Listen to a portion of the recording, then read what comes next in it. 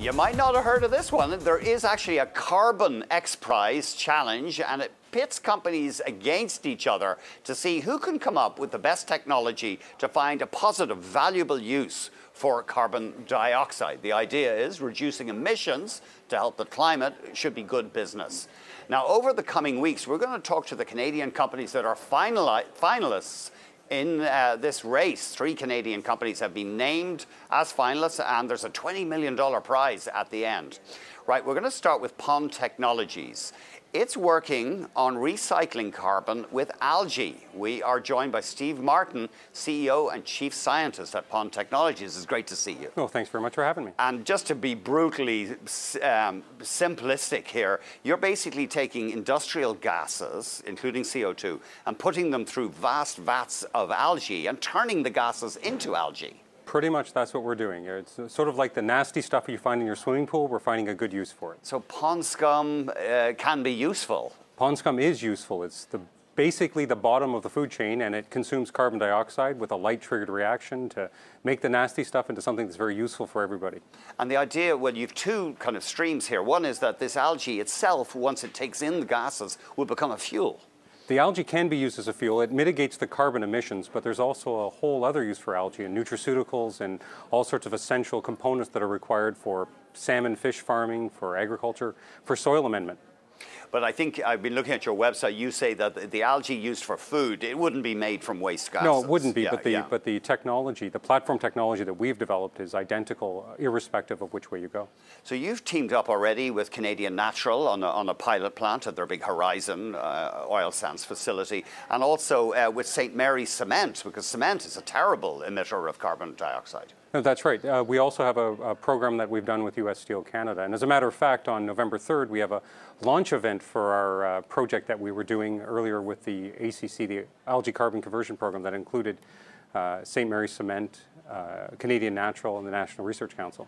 So this could be big because it would be point source pollution from power plants, big industrial emitters, and you'd be capturing it right there. I think by definition it is big. We are sort of like the solution that appears to me possible.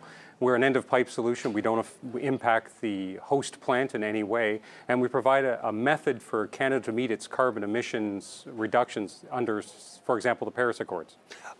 Surely other people around the world are using algae, though, in this way.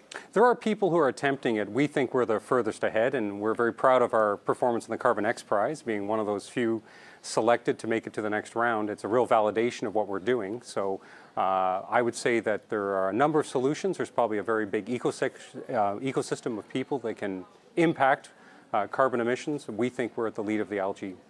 And we should remind the viewers the Carbon XPRIZE, it's sponsored by NRG, which is a huge US utility, but then also the Canadian Oil Sands Innovation Alliance. That's correct, yeah. So our partner in the Algae Carbon Conversion Program, Canadian Natural, is a member of COSIA, and we're looking to mitigate the emissions on the oil sands for the benefit of everyone. And remind us what you're doing with the city of Markham. That's a community to the northeast of Toronto. Yeah, well, Pond has, they're actually a member of our Carbon XPRIZE team. Okay. We're going to be working on a small combined heat and power plant. I guess it's not small, but basically they're going to be the emission source that we're going to be using for the Carbon XPRIZE to find a valuable output from carbon emissions and prove that you can basically make this into good economics. So these vats of algae, they need to be pretty big, but humanity could build these things to capture significant carbon? Well, it's not, big is sort of relative. They're not that big, as it turns out. If you're going to grow something to try and get rid of carbon emissions, the best thing you can grow is algae, because it probably grows 50 times faster than corn.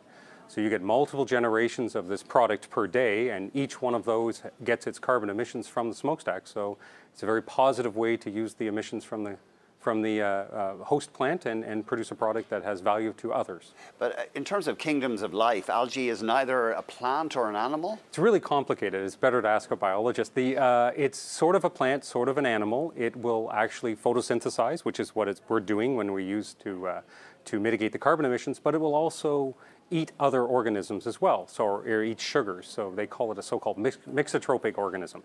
But it's sort of beneath plants and beside animals. Some of them swim around, some of them don't. We have a platform technology that doesn't really care which of the algae you put in there. Of all the millions of strain, it'll grow it all. And there are millions of types of algae? Probably more. There are libraries that we access have in the hundreds and some to the thousands, but there's an awful lot of strains of algae. How did you get going with this technology? Read an article in the Washington Post that said you can make biodiesel out of algae, and I thought that's a good idea. We should start a company, and we did, and that's basically where it started. My background is in light, and it seemed to me that the limiting technology of all of this is through the illumination technologies, and I have a strong background in that. We were able to find the appropriate partners through the Ontario government and other investors, and most recently some people who are interested in investment with conscious capital. There's a group we're working with called Crystal Wealth that have done a tremendous job for us recently, and the company's just grown from there. Sorry, what's the connection with light here? Well, it's a light-triggered reaction, so you need to have a way to deliver light to the algae in order to get it to grow very efficiently, to industrialize the process. Anybody, as I mentioned earlier, has a swimming pool can sort of prove to themselves that algae grows pretty well. The trick is often killing it. But industrializing that process, turning it into something that you can stick on the end of a smokestack, for example, or you can use to grow nutraceuticals, for another example, requires that you have sort of exquisite control of all of the variables. You need to control the temperature, the pH, and all the various growth conditions. Additionally, you need to control the light. And we've heard that if we were to go to clean coal, and opponents of coal say that's a myth, that it would enormously reduce the efficiency of coal plants. Could you get round that way? We did a calculations back of the envelope, and we looked at every plant in North America emitting more than 100,000 tons of CO2. If we were to apply our technology to all of those plants, we would reduce diesel consumption by 30% across North America. At the same time, we'd mitigate probably fully half of the carbon emissions from coal. So there's a real future to this technology properly deployed.